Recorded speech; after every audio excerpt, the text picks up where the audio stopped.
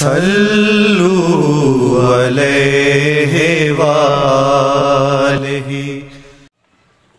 الحمدللہ رب العالمین والصلاة علی رسولہ الکریم۔ رب اشرح لی صدری ویسر لی امری واحلل عقدۃ من لسانی یفقہوا قولی۔ یا اللہ یا رحمن یا رحیم۔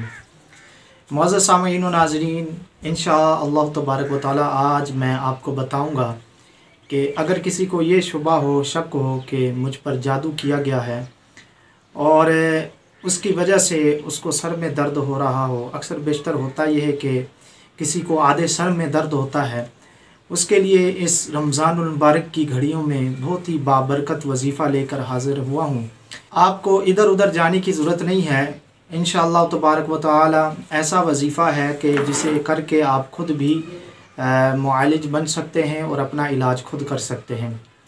اگر کسی کو شبہ ہو کہ مجھ پر جادو کیا گیا ہے تو سحری کے وقت جب سحری کھانے لگے تو سحری کھانے سے پہلے اپنے ہاتھوں کے اوپر کاف اس طرح کچھ پڑھے کہ جب کاف ہا یا عین صاد ہا میم عین سین کاف، یعنی جب کاف پڑھنے لگے پڑھتے ہوئے اپنی چھوٹی والی انگلی سیدھے ہاتھ کی چھوٹی والی انگلی کو بند کرے، کاف، پھر ساتھ والی انگلی ہا یا عین صاد ہا میم عین سین کاف، یہ دونوں ہاتھ کی انگلیاں بند کر لیں۔ اس کے بعد بسم اللہ الرحمن الرحیم قل هو اللہ احد اللہ الصمد لم یلد ولم یولد ولم یکن لہ کفوا احد پڑھے، ایک انگلی کھول دے، یعنی سب سے پہلے جو انگلی بند کی تھی اس انگلی کو کھول دے، پھر بسم اللہ الرحمن الرحیم پڑھتے ہوئے قل هو اللہ احد یعنی سورہ اخلاص پوری پڑھے، پھر دوسری انگلی کھول دے، اسی طرح تیسری، چوتھی، پانچویں، چھٹی، ساتویں، آٹھویں، نویں اور 10ویں انگلی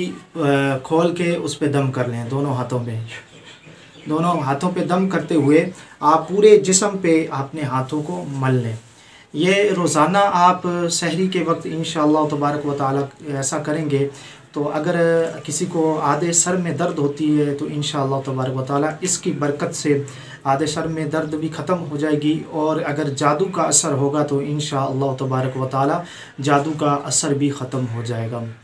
مزید معلومات کے لیے آپ مجھ سے رابطہ کر سکتے ہیں، نیچے ڈسکرپشن میں میرا نمبر دیا گیا ہے۔ اگر میری ویڈیو پسند آئی ہو تو اگر آپ نے میرا چینل سبسکرائب نہیں کیا تو سبسکرائب کر لیجئے، لائک کریے، کمنٹ کریے، شیئر کریے۔ الاسلام زندہ باد۔ صلو علیہ وآلہ۔